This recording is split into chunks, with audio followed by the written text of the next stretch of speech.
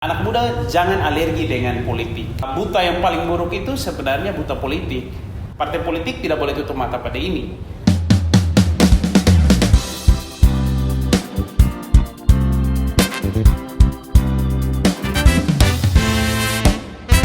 Halo teman-teman semua, selamat datang di AIN Podcast bersama saya Ramdhani. Hari ini saya sedang bersama seorang pengurus PKBI, seorang pelaku partai politik, seorang aktivis sosial media, aktivis kepemudaan. Tanpa membuang-buang waktu sudah ada bersama saya Pak Gusti Brewon. Ya. Selamat pagi Bapak. Selamat pagi Bung Ramdhani ya. Iya Pak. Apa kabar Pak? Baik, sejauh ini baik. Di tengah pandemi kita masih sehat, syukur pada Tuhan. Oke, terima kasih banyak Bapak sudah meluangkan waktu untuk bisa berbincang-bincang bersama saya pada hari ini. Mungkin saya sedikit Bapak ingin memperkenalkan topik yang kita bahas. Mungkin hari ini kita akan membahas tentang kepemudaan, sosial media dan juga partai politik. Tanpa membuang-buang waktu, kita akan berlanjut ke segmen Citek bersama Pak Gusti Brewon. So welcome back with me Ramdhani, dan kita masuk ke segmen Citek bersama Pak Gusti Brewon. Seperti yang sudah saya bilang tadi, kalau Pak Gusti ini adalah seseorang yang cukup aktif di berbagai kegiatan, Pak. Tapi saya melihat Bapak ini juga aktif di sosial media, Pak. Nah, apa sih yang mendasari seorang Gusti Brewon yang sibuk banget tapi bisa tetap aktif di sosial media, Pak? Itu awalnya gimana, Pak? Ya, terima kasih Bung Ramdhani. Aktif di media sosial sejak awal, memang sejak ada medsos seperti Facebook. Dulu saya juga aktif di Twitter, Instagram, ya 3 itu yang paling aktif saya terlibat di medsos. Awalnya itu hanya sekedar ya mengikuti tren. Waktu itu jangan lihat hari ini ya, saya ikut Facebook atau Twitter ini sudah ya sejak awal-awal ada Facebook Twitter saya sudah termasuk ikut. Bagi saya Facebook, sosial media itu juga sebagai sarana untuk berbagi informasi. Waktu itu juga mencari teman-teman lama, awalnya seperti itu. Kemudian dalam perkembangannya saya kemudian menemukan bahwa sosial media itu bisa jadi instrumen yang baik untuk kita berbagi informasi atau kita mengedukasi. Saya dulu karena di lingkungan pekerjaan saya itu berkaitan dengan edukasi pada publik, maka saya menggunakan ini satu instrumen yang murah meriah. Karena tidak membutuhkan biaya yang mahal, kita sudah bisa memberi informasi kemana-mana. Nah, sejak itu saya cukup aktif dalam menggunakan. Dulu saya menggunakan Twitter. Dulu di Kupang ini kan belum banyak yang pakai Twitter, dan saya kira sekarang juga tidak terlalu banyak. Tapi saya ingat waktu Gunung Rokatenda meletus, kami dan sejumlah teman menginisiasi namanya Kupang Bagara, dan itu semua dimotori oleh medsos, dan the power of medsos itu luar biasa.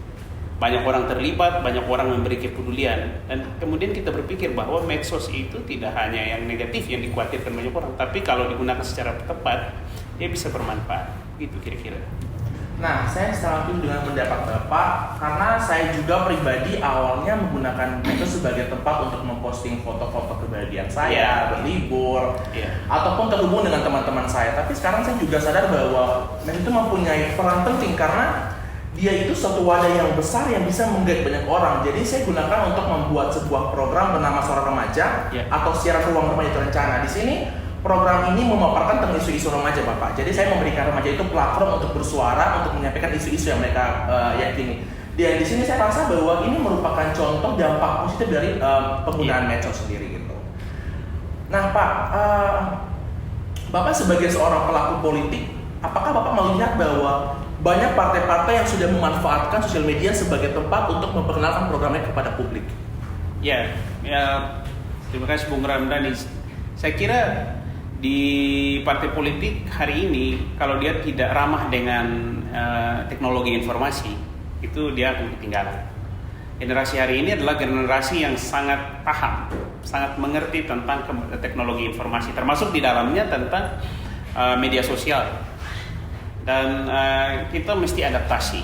Kebetulan saya di PDI Perjuangan NTT dipercaya untuk mengelola kanal media sosial. Kami ada Facebook, akun Facebook, halaman Facebook, ada Instagram, ada YouTube, dan juga ada TikTok, juga ada Twitter.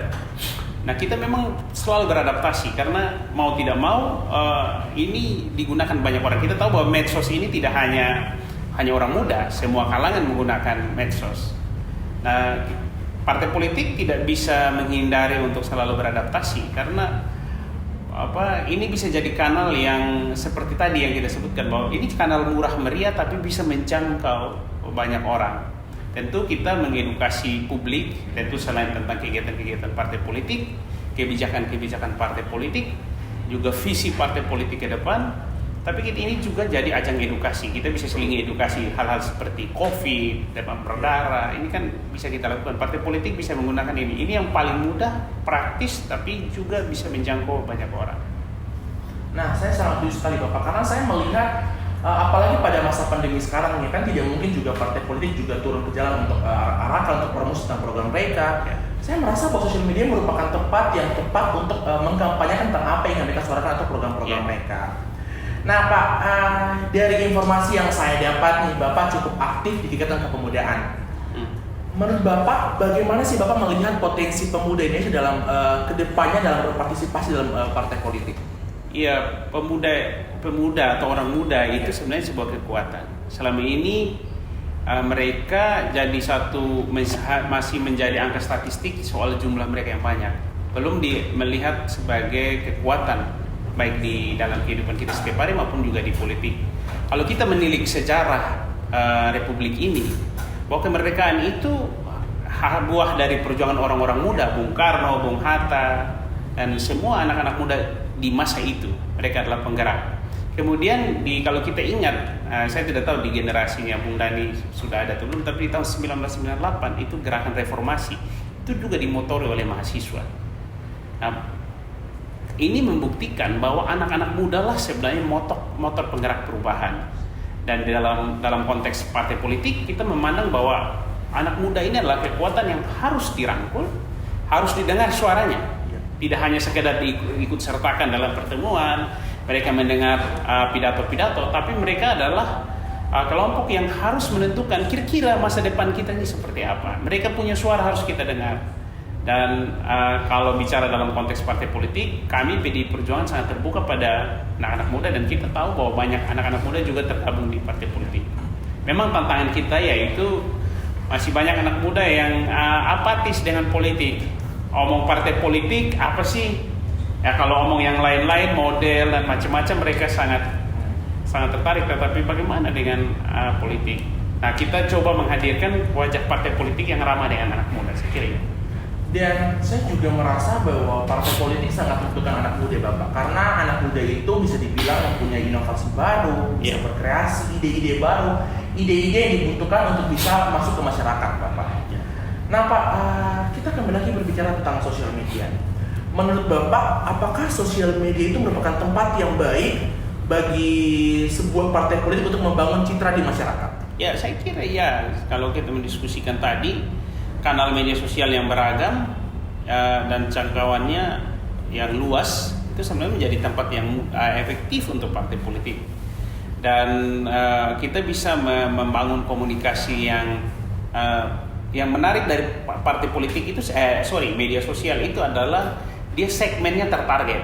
Jadi misalnya saya kasih contoh, kalau kita ingin menyasar segmen perempuan, maka kita bisa saja membangun konten yang bernuansa yang cocok dengan kebutuhan perempuan atau perempuan muda. Lalu kita ketika mengiklankannya, bersponsor dan lain sebagainya, kita bisa menyasar secara tertarget. Nah, karena apa? Karena di medsos dia sudah menyiapkan itu. Jadi kalau Anda ingin menyasar pemilih perempuan usia 18 sampai 24 tahun yang ada di wilayah tertentu, kita bisa nyasar secara tertarget. Itu kelebihan medsos.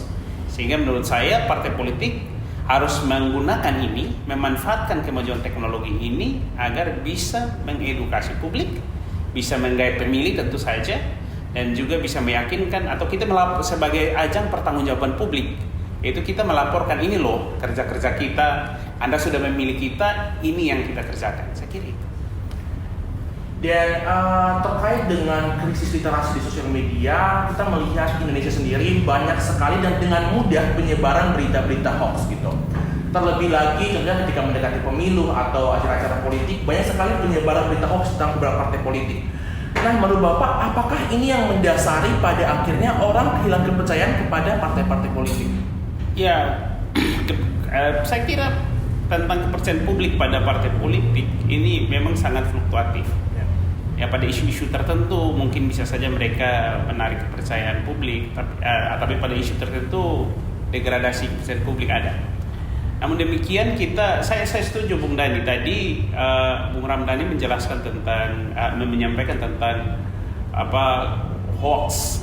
Saya kira kita bertanggung jawab di isu politik. Kalau kita belajar, kalau kita menengok sedikit di riwayat Indonesia, sejak Pilkada DKI Jakarta itu polarisasi itu sangat kental, dan instrumen yang mempercepat polarisasi itu justru dipicu oleh media sosial.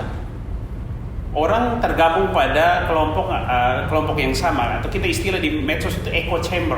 Jadi kita berkumpul pada kelompok yang sama, setiap hari mendapat asupan informasi yang sama, lalu kita mengambil posisi polarisasi dengan kelompok lainnya. Nah, ini yang menurut saya bisa memicu di sini pembelahan sosial di masyarakat, dan itu terasa pasca Pilkada DKI Jakarta. Kemudian kita lihat lagi Pilpres, itu memang polarisasinya sangat ketat, dan itu ada kerja. Kalau kita pernah baca hasil liputan-liputan media-media ternama, itu kan kita tahu bahwa industri hoax itu memang ada. Nah, saya kira kita di partai politik dan juga anak muda kita ajak bahwa mari sama-sama kita perangi hoax, tentu dengan cara-cara yang kreatif. Itu tidak hanya bisa hati-hati dengan hoax, hanya bisa seperti itu, tetapi mesti ada edukasi yang kreatif. Ya, saya kira anak muda yang tahu, dan partai politik berkepentingan mengajak anak muda, ayo dong kita sama-sama. Saya kira gitu. Iya, dan saya juga mengharapkan agar kita sebagai pemuda itu tahu gitu cara untuk menyaring informasi, dan itu juga perlu untuk mengedukasi kita sendiri tentang segala informasi yang kita terima gitu. Nah Pak, pertanyaan terakhir dari saya, kira-kira bagaimana sih Bapak melihat Indonesia, pemerintahan, dan politik 10 tahun ke depan di tangan anak-anak muda kita? Ya, terima kasih Bung Ramdhani. Saya kira pilihannya tidak ada yang lain. Anak muda harus terlibat di politik. Keterlibatan itu macam-macam, termasuk salah satunya lewat partai politik. Karena elemen demokrasi kita memberi ruang pada partai politik. Anak muda jangan alergi dengan politik. Anak muda jangan takut berpolitik. Karena menurut saya buta yang paling buruk itu sebenarnya buta politik. Karena kalau Anda buta politik, Anda tidak ikut serta dalam pengambilan kebijakan. Padahal seluruh aspek kehidupan kita sebagai warga negara ditentukan lewat keputusan politik. Oleh karena itu, kami tentu di partai politik mengajak, saya tentu di PDI Perjuangan mengajak anak-anak muda, mari masuk di partai nasionalis ini. Kita sama-sama membawa perubahan, membuat keputusan-keputusan bersama yang tentu untuk kepentingan masa depan bangsa. Dan saya kira anak muda ini adalah kekuatan. Anak muda ini bisa membawa perubahan. Mereka mampu, mereka kreatif, mereka menguasai teknologi informasi. Dan ini satu kekuatan yang luar biasa. Partai politik tidak boleh tutup mata pada ini. Dan dengan kekuatan-kekuatan yang dimiliki oleh anak-anak muda, kita berharap bisa bermanfaat secara positif, bisa melahirkan pola politik yang edukatif, yang bermanfaat, yang berdampak pada kepentingan publik. Dan bagi saya, anak-anak muda mulai dari hal-hal yang kecil, mulai harus tertarik dengan politiknya. Anda ikut mempengaruhi politik. Kenapa? Kalau Anda mengatakan bahwa politik itu buruk, lalu Anda ada di luar, tidak akan terjadi perubahan. Maka anak-anak muda di mana saja, saya ajak mari masuk di partai politik atau di jalur-jalur yang lain, tetapi bersentuhan dengan isu-isu politik agar Anda bisa mempengaruhi kebijakan di suatu tempat. Dan dengan demikian, maka aspirasi Anda, kebutuhan Anda, khususnya di anak-anak muda bisa terwakilkan. Dan saya kira saya optimis ke depan anak-anak muda itu bisa membawa perubahan. Dan kita sudah lihat, sejarah juga menentukan bahwa sekarang pemimpin-pemimpin muda banyak kita lihat itu di daerah-daerah. Kalau kita baca, rajin membaca kita. Nah, kuncinya adalah kita mau terlibat. Kalau berjarak ya selamanya tidak akan bisa. Betul. Saya setuju dengan pendapat Gusti tentang pemuda harus terlibat pada politik, karena saya merasa bahwa kami ini adalah agent of change, Bapak. Kami adalah penerus pemegang tongkat estafet yang nantinya tanggung jawab bangsa ini ada pada kami gitu. Jika kami tidak peduli, lalu siapa yang bakal mengurus bangsa ini ke depannya nanti gitu. Nah teman-teman, kita bakal masuk ke statement dari Pak Gusti, so jangan lewatkan. Cukup panjang dan cukup sangat-sangat menarik menurut saya dan sangat mengedukasi. Mungkin Pak sebagai penutup, Bapak bisa kasih sedikit pesan atau wejangan lah kepada teman-teman pemuda di luar sana yang mungkin sekarang masih takut dan masih anti terhadap partai politik. Ya, terima kasih Bung Ramdhani. Terima kasih juga untuk diskusi hari ini. Saya senang sekali bisa berdialog dengan Bung Ramdhani. Saya anggap sebagai representasi anak muda. Saya kira seperti tadi bahwa saya mengajak anak-anak muda untuk masuk dan terlibat dalam partai di politik. Ya, terlibat di politik itu salah satunya lewat partai politik. Anda tidak boleh berjarak dengan partai politik. Ide-ide Anda hanya bisa jalan untuk kepentingan kebijakan jika Anda mendorong ini lewat jalur politik. Jalur politik itu bermacam-macam, salah satunya di partai politik. Dan tentu saja kita tahu bahwa hari-hari ini, ya hari-hari yang sangat maju dengan teknologi informasi, terutama media sosial. Oleh karena itu, saya juga berkesempatan ini menghimbau untuk kita bijaksana menggunakan medsos. Ya. Saring dulu sebelum sharing. Ya, betul. Jangan melihat ada kiriman konten medsos langsung dibagikan, belum dibaca sudah dibagikan dulu. Oleh karena itu pesan saya yaitu kita saring sebelum sharing. Kita bijaksana menggunakan medsos, hindari bully-bully di medsos. Energi kita harus lebih banyak membuat hal-hal yang sifatnya positif. Daripada Anda menyebarkan kebencian, kenapa Anda tidak menyebarkan cinta kasih dan perbuatan baik? Oleh karena itu kegiatan-kegiatan yang edukatif harus lebih banyak. Saya mengajak anak-anak muda di mana saja berada yang nonton podcast ini, Anda silakan memanfaatkan medsos Anda. Kalau dalam 1 minggu Anda sekali aja melakukan edukasi publik, baik isu-isu kemanusiaan, termasuk juga isu politik, maka ini akan berdampak baik. Ya, anak muda ini adalah kekuatan. Sayang kalau tidak digunakan untuk kepentingan banyak orang. Saya kira itu yang bisa saya sampaikan.